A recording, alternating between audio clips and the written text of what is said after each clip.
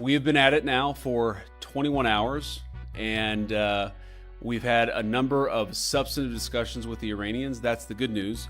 The bad news is that we have not reached an agreement. America, their military is ash, their supreme leader is dead, their navy is sitting at the bottom of the sea, and J.D. Vance flew halfway around the world, sat across from them, and offered them the most accommodating terms that they were ever going to get from this administration, and they still walked away. But here's the part that nobody's saying out loud. The one thing Iran refused to give up is a weapon that they've been claiming for 20 years they were never building in the first place. That's not a negotiation position. That is a confession. Like Usher. They want to have nuclear weapons. They're not going to have nuclear weapons. I've been saying that for 30 years. I would never allow that to happen before I was in politics. And that country will not have nuclear weapons.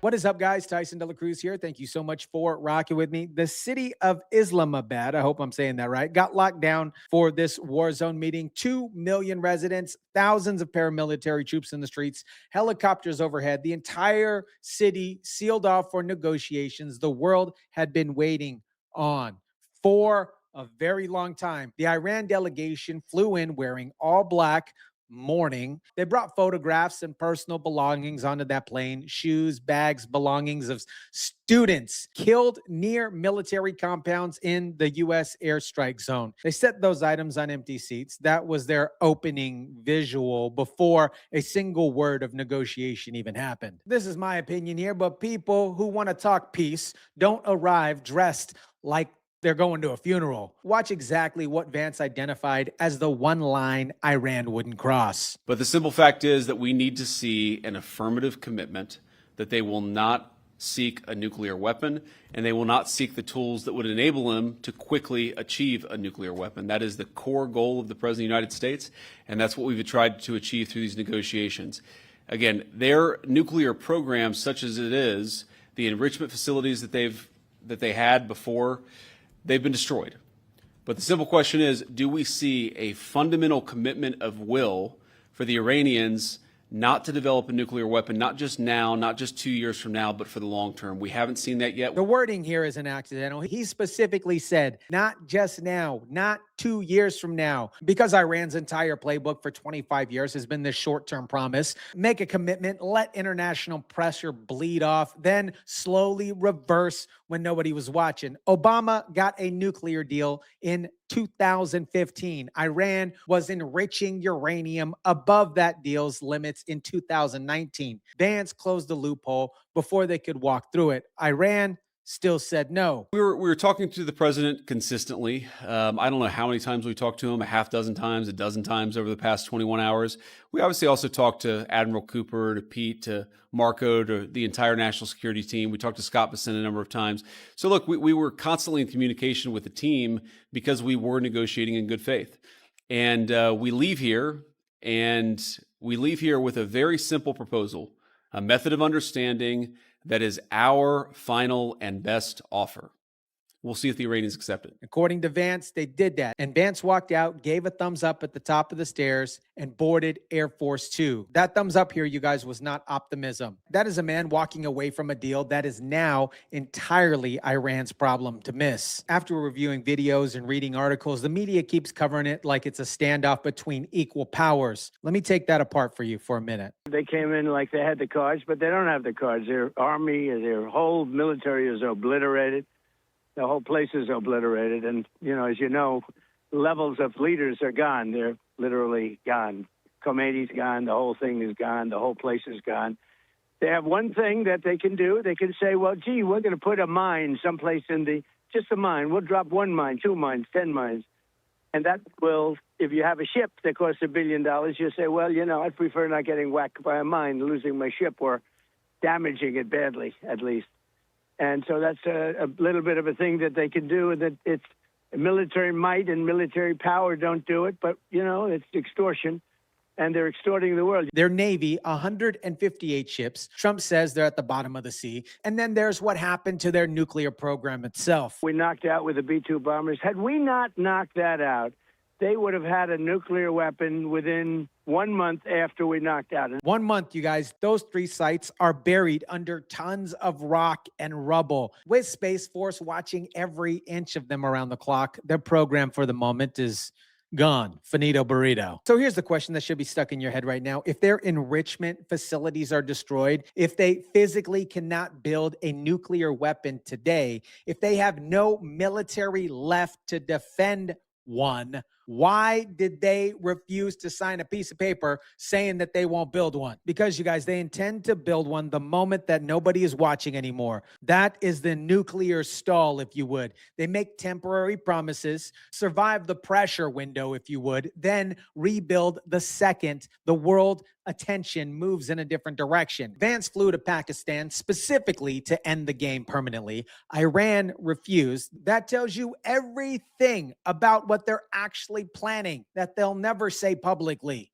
They don't care. You want to understand why a country with no military, no nuclear program, no meaningful leverage walked into a negotiation and still felt confident enough to say no to the United States? Because we trained them over nearly 5 decades. Some 60 Americans, including our fellow citizen whom you just saw bound and blindfolded, are now beginning their 6th day of captivity inside the U.S. Embassy in Tehran.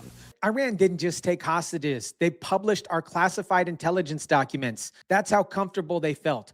440 days. That's how long they held Americans captives. And the lesson, at least in my opinion, that Iran walked away with was not shame here. It was that the United States would absorb almost anything before it would strike back decisively. And then decades later, we started sending them cash on top of it. The Obama administration has confirmed that it was just 2 days later, on January 19th, that a Treasury Department account known as the Judgment Fund was used to send Iran an additional 13 payments, each for $99,999,999.99. 13 payments, each structured $1 under $100 million.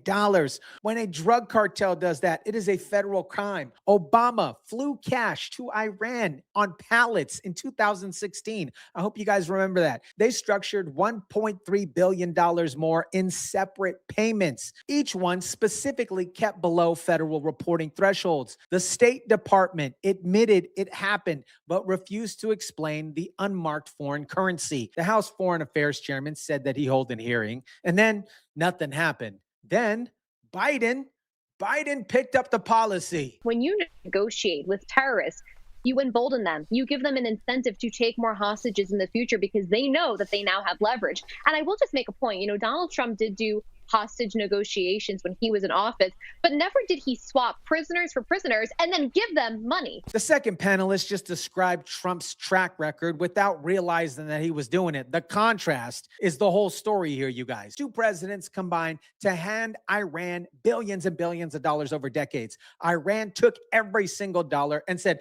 "Thank you very much." That's what they said. "Thank you very much," and kept enriching uranium. They funded the program with our money that was supposed to buy them out of it. Trump changed the equation entirely, removed the financial incentives, and sent B-2 bombers instead. Iran has to figure out how to say yes without looking like they're surrendering to the country that they've called the Great Satan for 47 years. That's not a nuclear calculation on their end. That is a domestic politics problem. And it's the real reason those 21 hours in Pakistan went nowhere. Now, guys, let me connect something that hits your actual life, because the cable news panels keep covering this like it's some type of abstract foreign policy here. The Strait of Hormuz is the choke point where 20% of the world's oil and liquefied natural gas moves through a single line of water. Right now, 230 loaded oil tankers are sitting trapped inside the Gulf. Gas is sitting at $4.15 nationally, up over $1 pre-war levels. Diesel is up more than $1.30. Consumer confidence dropped 47.6, which is a record low that's never been seen in the entire history of that measurement. And 30 to 35% of global fertilizer transit through that same waterway, the Strait of Hormuz, which means the grocery bill you're going to see this fall is already locked in before you ever walked in the store. Today's close rate is September's checkout line. Just keep that in mind. These people haven't helped us. I say, are you guys going to help? And, you know, we have 45,000 soldiers and 50,000, respectively, at those two places. 45 and 50,000 soldiers. We guard them and protect them. And when we want a little help, they don't help us. And when we wanted help from NATO, they don't help us. And we paid, I don't know if you saw, almost $1 trillion toward NATO in a very short period of time to protect them against Russia, mostly. Yeah, I mean, is it time for them to call Iran the leading state sponsor of terrorism? We protect their energy supply with American troops stationed in their countries, and not one of them sent a ship. As I've talked about on this channel and the second channel, America doesn't actually need that oil. We get ours from the Gulf of America, Louisiana, Texas, domestic production that Trump built. But Japan gets 93% of its energy through the strait. South Korea gets 45%. These are countries where we station 45,000 to 50,000 American troops respectively, defending them with American taxpayer dollars. And when we needed ships to sweep Iranian mines from international waterways, they sent statements of concern. The UK promised to send equipment after the war ends. That would be the same equipment you needed during the actual war, not after it. Germany said it didn't start the conflict. NATO, in Trump words, is absolutely shameful. Iran and their partners know all of this. The axis of dollar destruction, Iran, China, Russia. They've been quietly coordinating for years to break the United States dollar as the world's reserve currency, you guys. China has been paying Iran's oil transit tolls in yen, not dollars. Yen, that is not a trade agreement. That is a reversal of a post-dollar global economy. And nobody in the mainstream media and the lamestream media is making that connection here or wanting to make that connection. After Vance came home, Trump didn't call for additional tasks. He posted on Truth Social and announced a full Navy blockade of the Strait of Hormuz. If you've been watching this administration operate, you've already seen this exact move. Same play here, different geography. Cut the revenue, cut the regime's ability to function. Venezuela had oil exports funding Maduro. Iran has the strait tolls and oil sales funding the IRGC. You cut the money, the regime loses the ability to operate. Venezuela got its fleet surrounded. The Strait of Hormuz is getting the same treatment. And at the same time, Trump sent a very specific message directly to Beijing. Okay. If we find that China, because I hear news reports, so a news report doesn't mean much to me because they're so fake. But I hear news reports about China giving the shoulder missiles, what's called a shoulder missile, anti-aircraft missile. I doubt they would do that because I have a relationship and I think they wouldn't do that. But maybe they did a little bit at the beginning, but I don't think they would anymore. No. But if we catch them doing that, they get a 50% tariff, which is that's a staggering amount. He's setting China's terms before he walks the door. One statement, two audiences. Iran gets warned, Beijing gets priced. That's the axis of the dollar destruction getting pressured, applied on multiple fronts on one move here. And in case anybody watching thinks this is a nuclear concern, solely a nuclear concern, it's overstated. Listen to what Trump says Iran would actually do with the weapon if they got one. I think they would use it. And they'd start with Israel, and one weapon would, do damage like nobody's ever seen. Wipe it out, conceivably, big one. That's the assessment of a man who's been watching him for 30 years. America, here's what nobody's saying clearly. Iran's new leadership, the people who replaced Khomeini, Trump himself described them as smarter and sharper than the old guard. The most strategic, clear-eyed vision of Iran leadership that has ever sat across from the United States. And they still did not sign a paper saying that they would not build a nuclear weapon. Ask yourself why. Because a nuclear weapon is regime survival insurance. Their military is gone. Their economy is strangled. Their options are nearly zero. But the moment that you're nuclear, none of that actually matters. You become, quote unquote, untouchable. Every regime that has gotten there knows it. North Korea knows it. Pakistan knows it. Iran knows it. That is the only card that they are holding. And they are betting what's left on the country on being allowed to keep it.